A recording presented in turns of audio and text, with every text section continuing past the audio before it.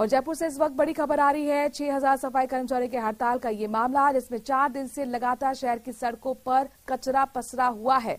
मुख्य सचिव उषा शर्मा ने हड़ताल को लेकर अब बैठक बुलाई है। एलएजी सेक्रेटरी जोगाराम, जीएलबी हृदेश शर्मा बैठक में मौजूद हैं। किसी तरह से वार्ता से सुलह का रास्ता निकले, इसको लेकर अब रणनीति और विचार विमर्श बैठक में किया जा रहा है। कल सफाई कर्मचारियों की वार्ता हुई थी, लेकिन वो बेनतीजा रही और एक बार फिर खबर ये कि अब उच्च स्तरीय पे बैठक बुलाई गई है। आप देखिए हड़ताल का असर जयपुर पिंक सिटी, जो कि एक पर्यटन स्थल पर ही है, विदेशी सैलानी यहाँ पर आए रहते हैं, लेकिन अब इस वक्त ये कूड़े का ढेर नजर आ रही है। वजह है सफाई कर्मचारियों की हड़ताल पिछले 4 दिन से चल रही है। हालांकि अब पुलिस जो प्रशासन है वो एक्शन में नजर आ रहा है। मुख्य सचिव उषा शर्मा ने बाकायदा हड़ताल को लेकर एक बड़ी बैठक बुलाई है, जिसमें तमाम अधिकारी बैठे हुए हैं और इसके साथ साथ ये समझने की कोशिश कर रहे हैं कि कैसे आखिरकार इस समस्या का हल निकाला जाए, कैसे बीच का रास्ता निकाला जाए। इससे पहले वाल्मीकि समाज कि तमाम सफाई कर्मचारियों की तरफ से हड़ताल करते हुए कहा गया था कि जब तक उनकी मांगें नहीं मानी जाएंगी, उनका आंदोलन, उनकी हड़ताल चलती रहेगी। दरअसल वाल्मीकि समाज का कहना है कि जो भर्ती होती है सफाई कर्मचारी की, उसमें वाल्मीकि समाज को ही प्राथमिकता मिलनी चाहिए। 4 दिन से जयपुर पिंक सिटी की सड़कों का क्या हाल है, आपके सामने तस्वीरें इस बात की बांध की हैं, जहां पर देखिए किस तरह से कचरा जगह जगह फैला हुआ है। कूड़े का ढेर इस वक्त पिंक सिटी जयपुर नजर आ रही है। दुर्गंध बढ़ने लगी है और बीमारियों का खतरा भी ऐसे में पनपने लगा है। महेश हमारे संवाददाता जयपुर से जुड़ गए। महेश, देखिए सुबह लगातार हम लोग बातचीत ही कर रहे थे कि अब स्थिति ये हो गई है कि लोगों का सड़कों से गुजरना मुश्किल हो गया है। फिलहाल अब प्रशासन एक्शन में, खुद मुख्य सचिव ने बैठक बुलाई, क्या अपडेट?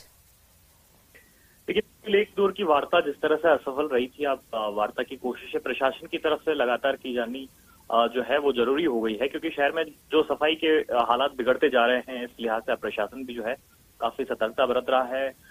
जो यूडीएच मंत्री हैं उनको भी जिस तरह से पत्र लिखे गए, तो ऐसे में सरकार पर भी अब इस बात को लेकर के प्रेशर है कि शहर में जो गंदगी है वो बीमारी के रूप में नहीं तब्दील हो जाए, महामारी नहीं फैल जाए। इससे जो है समय रहते हुए किस तरह से इस हड़ताल को, इस डेडलॉक को तोड़ने का काम हो।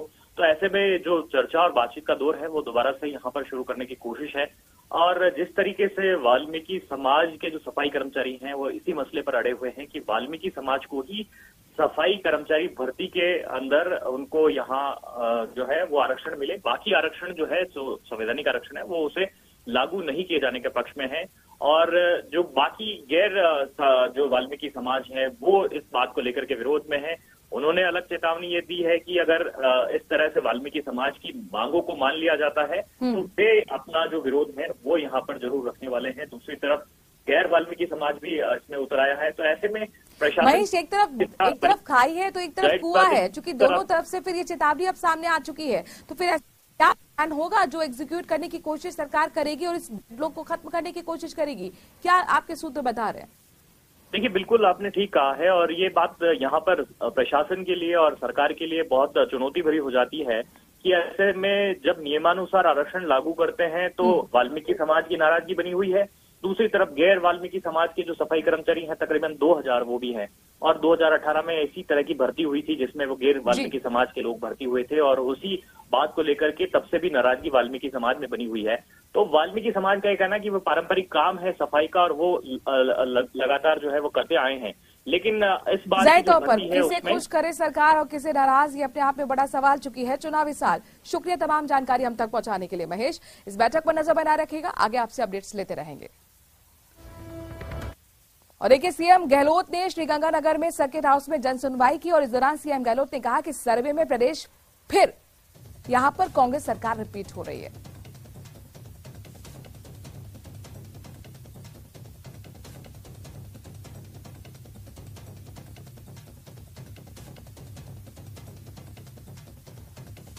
है उसमें स्पष्ट तौर से सरकार राजस्थान में रिपीट होने जा रही है। चाहते हैं इस देश में एक पार्टी शासन हो, बाकी पार्टी खत्म हो जाए, इसीलिए खतरनाक खेल चल रहा है यहाँ पर। चंदा जो आता था सब पार्टी को मिलता था, ईडी, इनकम टैक्स, सीबीआई छापे डालते हैं लोग, डर के मारे कोई चंदा दे नहीं रहा पार्टियों को। जनता देख रही है कि क्या हो रहा देश के अंदर, हिंसा हो रही है, तनाव है, माहौल ऐसा बन गया है, डरावना माहौल बन गया है। पत्रकार आपके साहित्यकार लेकर जेलों में जा रहे हैं। आलोचना इनको बर्दाश्त होती नहीं है। और अब बात मौसम की करते हैं। दरअसल प्रदेश में एक बार फिर पश्चिमी विक्षोभ सक्रिय होने से 20 जिलों में आंधी चलने के साथ बारिश का दौर शुरू हो चुका है। जालौर जिला मुख्यालय सहित भीनमाल, सांचौर, रानीवाड़ा क्षेत्र में तेज बारिश का दौर जारी रहा, जिसके चलते किसानों के खेतों में खड़ी फसलों को भी नुकसान पहुंचा है। तो वहीं तेज गर्मी से परेशान जालौर वासियों को जरूर राहत मिली है। लगातार बारिश का दौर जारी रहने से जिले में पारे में 6 डिग्री तक की गिरावट दर्ज की गई है। तो वहीं तेज आंधी के चलते वाहन चालकों को खासी परेशानियां भी हुई। डॉक्टरों ने मौसमी बीमारियों का खतरा बताया है, ऐसे में सावधान रहने की जरूरत।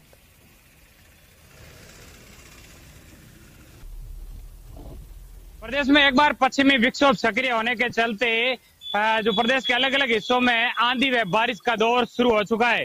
जालौर जिले में देर रात से ही जिले के विभिन्न इलाकों के अंदर जो बारिश हुई है, जिसके चलते भीनमाल की तस्वीरें दिखाने का प्रयास करूंगा कि भीनमाल में किस तरीके से शहर की सड़कों पर पानी दिखाई दे रहा है। तो वहीं आसमान में सवेरे से ही बादलों का डेरा दिखाई दे रहा है, क्योंकि जिस तरीके से हो रही लगातार बारिश के चलते किसानों के खेतों में खड़ी फसलों को भी नुकसान होने का अनुमान है। तो वहीं मौसम विभाग के अनुसार इसका विशेष असर कल यानी कि आज और 30 अप्रैल तक रहेगा। इसको लेकर मौसम विभाग की ओर से विशेष चेतावनी भी जारी कर दी गई है। लगातार मौसम में आए इस तरीके के बदलाव के चलते मौसमी बीमारियों का खतरा है वो भी दिखाई दे रहा है। ऐसे में मौसम विभाग ने ये भी चेतावनी जारी की है कि इस तरीके के मौसम के चलते किसान विशेष रूप से सावधानी बरते और किसी भी तरीके की जिन फसलों को नुकसान हो सकता है उन्हें बचाव को लेकर उपाय किया जा सकता है।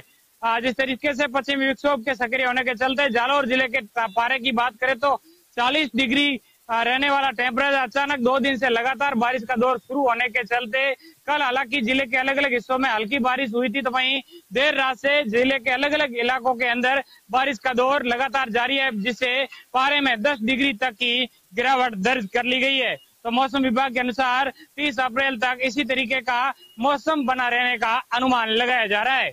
श्याम बिश्नोई, न्यूज 18 जालौर। और बाड़मेर से सुसाइड का मामला सामने आया है। दरअसल युवक युवती ने फांसी का फंदा लगाकर आत्महत्या कर ली और प्राइमरी से ये बताया जा रहा है कि दोनों के बीच प्रेम प्रसंग था। घटना की जानकारी आसपास के ग्रामीण को मिली, मौके पर पुलिस को बुलाया गया। कश्मीर सुरजनिया तलाई के पास ये घटना घटी है। तस्वीरें आपके सामने। एक ही पेड़ पर फांसी का फंदा लगाकर युवक और युवती ने सुसाइड कर लिया। माना जा रहा है कि इसके पीछे प्रेम प्रसंग है। फिलहाल पुलिस हर एंगल पर जांच पड़ताल कर रही है।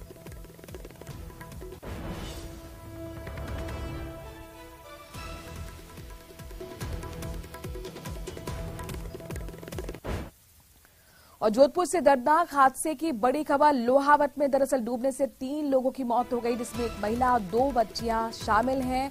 ये तीनों हौद में डूब गई। इंस्टाग्राम रील्स बनाने के दौरान ये हादसा हुआ।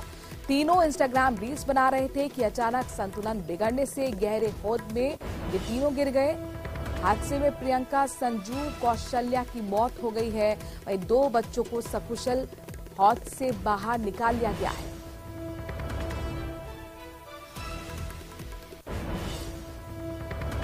तो इंस्टाग्राम का क्रेज किस तरह से लोगों पर है रील्स बनाने का, और कई बार ये रिस्की भी साबित होता है, जहां पर एक बार फिर लोहावट से इसी तरह के दर्दनाक खबर। इंस्टाग्राम रील बनाने के चक्कर में हौद में 3 लोगों की डूबने से मौत हो गई, जिसमें एक महिला है और 2 बच्चियां हैं।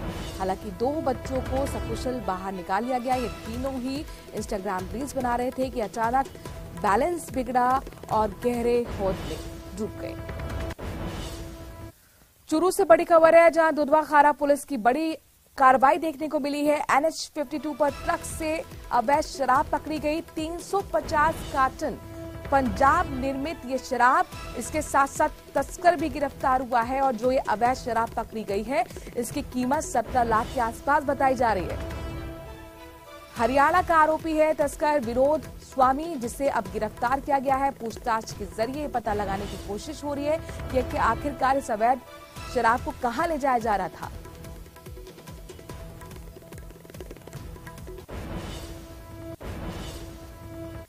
और अब आपको एक तस्वीर दिखाते हैं। झुंझुनू के पिलानी की ये तस्वीर है, और देखिए जरा इस तस्वीर को। टैंकर आया नहीं कि लूट मची हुई है। ये तस्वीर आपके सामने, और पानी भरने की दरअसल ये होड़ है। होड़ की कौन कितना पानी भर लेता है। दरअसल पानी की मारामारी ऐसी है कि लोगों को महंगे दामों पर टैंकर मंगवाना पड़ रहा है। हाल ये है कि पिछले 2 महीने से पानी को लेकर पिलानी में कई वार्ड में पेयजल का संकट है। स्थानीय स्तर से लेकर जिला कलेक्टर तक पानी की समस्या को लेकर अवगत कराया गया, मगर कोई समाधान नहीं हुआ।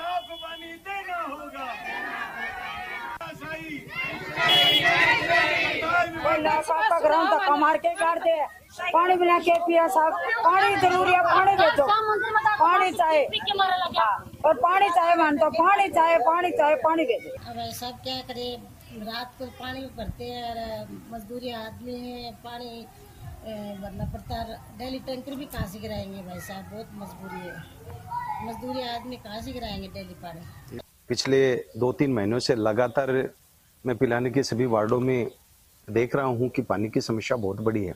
मैं माननीय विधायक जी से और यहाँ के तंत्र से इसी बात को लेकर एक आग्रह कर रहे हैं कि जल्द से जल्द यहाँ नहर का पानी आएगा, तभी पिलानी में पानी की समस्या को सुचारू रूप से ठीक किया जा सकता है। और देखिए, पिलानी के साथ साथ पोखरण में भी गर्मी के साथ यहां भी जल संकट गहराने लगा है। इंदिरा नगर में लंबे समय से पानी की समस्या है, ग्रामीण बेहाल हैं और अब उनका गुस्सा भी फूट पड़ा है। ग्रामीण पानी की टंकी पर चढ़ गए, खाली बर्तनों के साथ प्रदर्शन किया। तस्वीरें आपके सामने। इस दौरान लोगों ने जलदाय विभाग के खिलाफ जमकर नारेबाजी की। बाद में ये लोग जलदाय विभाग के कर्मचारी और सरपंच की समझाइश पर मान भी गए। साथ ही चेतावनी हालांकि जरूर दी कि अगर 7 दिन के अंदर समस्या का समाधान नहीं होता है तो वो फिर उग्र आंदोलन करेंगे। महीने से यहाँ पानी नहीं आ रहा है बिल्कुल ही, और प्रशासन को बार बार कॉल कर चुके हैं हम लोग, सबने कॉल कर दिए, लेकिन कोई हमारी सुनाई नहीं कर रहा है। प्रशासन वाले बिल्कुल ही ध्यान नहीं दे रहे हैं। पानी के लिए तो बहुत परेशानी है यहाँ। 3 महीनों से हम ग्राम पंचायत को भी बोल दिया और प्रशासन आईएन जईएन और यहाँ के जो सुपरवाइजर है उसको बोल दिया। उन्होंने तो सुपरवाइजर ने तो विशेष तौर से इस पे ध्यान ही नहीं दिया। इनकी जो लाइन अवैध कनेक्शन है उस पे अपने खुद हाथों से कनेक्शन करवाए उन्होंने। बाड़मेर से बड़ी खबर है, जहां पर हाई टेंशन लाइन टूट गई और बिजली के तार टूटने से आग भी लग गई।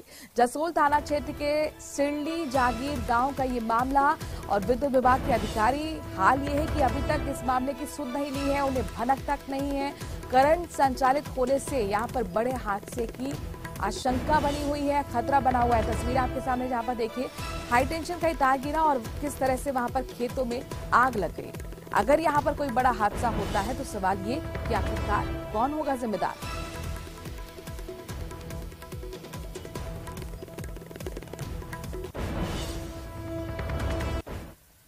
कांग्रेस नेता कमिश्नर कार्यालय में प्रदर्शन करने पहुंचे। उन्होंने आरोपियों के खिलाफ कड़ी कार्रवाई की मांग की। जोधपुर में नगर निगम उत्तर की महापौर कुंती देवड़ा के साथ बदसलूकी के मामले को लेकर कांग्रेस का डेलीगेशन पुलिस कमिश्नर कार्यालय पहुंचा।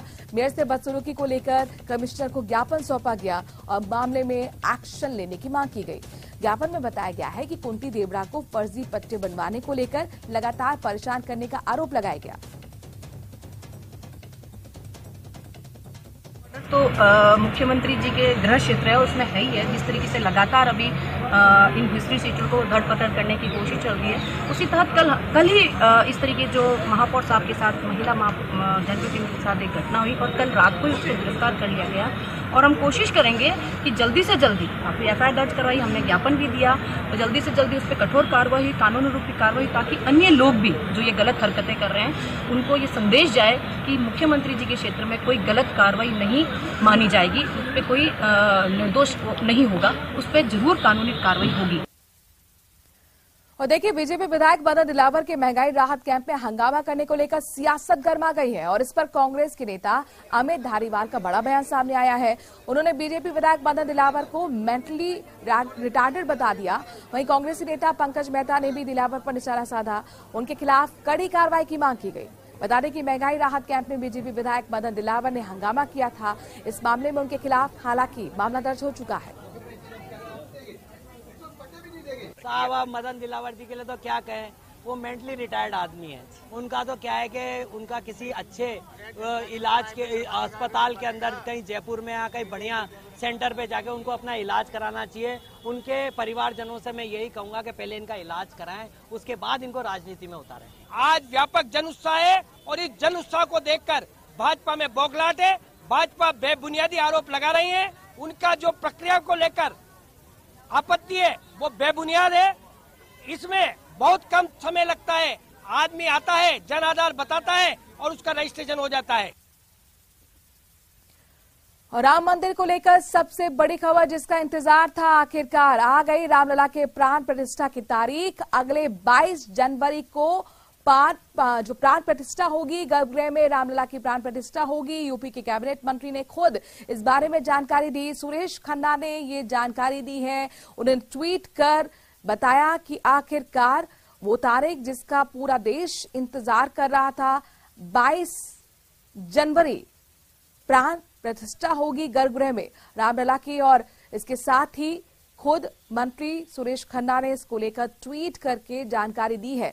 राम मंदिर का भव्य निर्माण हो रहा है। राम मंदिर को लेकर इस वक्त की सबसे बड़ी खबर जिसका इंतजार पूरा देश और रामलला के भक्त कर रहे थे, आखिरकार रामलला के प्राण प्रतिष्ठा की तारीख आ गई है। नोट कर लीजिए, 22 जनवरी को प्राण प्रतिष्ठा होगी गर्भगृह में। और इस बात की जानकारी खुद यूपी के कैबिनेट मंत्री सुरेश खन्ना ने दी।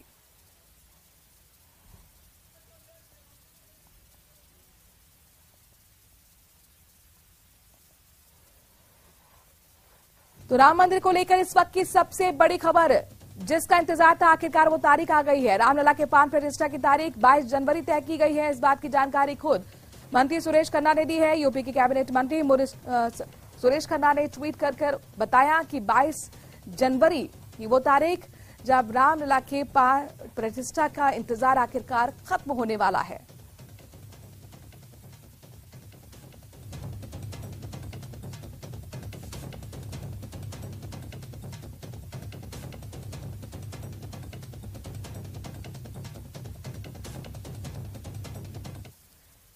दौसा से इस वक्त बड़ी खबर आ रही है जहां पर मोहनपुर गांव में खूनी संघर्ष देखने को मिला है जिसमें 3 महिलाएं सहित 8 लोग घायल हुए हैं। 2 की हालत गंभीर बताई जा रही है। मेवा से जयपुर उन्हें रेफर किया गया। खबर ये कि पुरानी रंजिश के चलते दोनों पक्षों में खूनी संघर्ष हो गया। खेत की मेट को लेकर पहले कहासुनी हुई और फिर ये खूनी संघर्ष में तब्दील हो गया। और इसी के साथ बिग ब्रेकिंग में आज के लिए इतना ही। देश और प्रदेश की बाकी खबरों के लिए बने रहिए न्यूज़ 18 राजस्थान के साथ।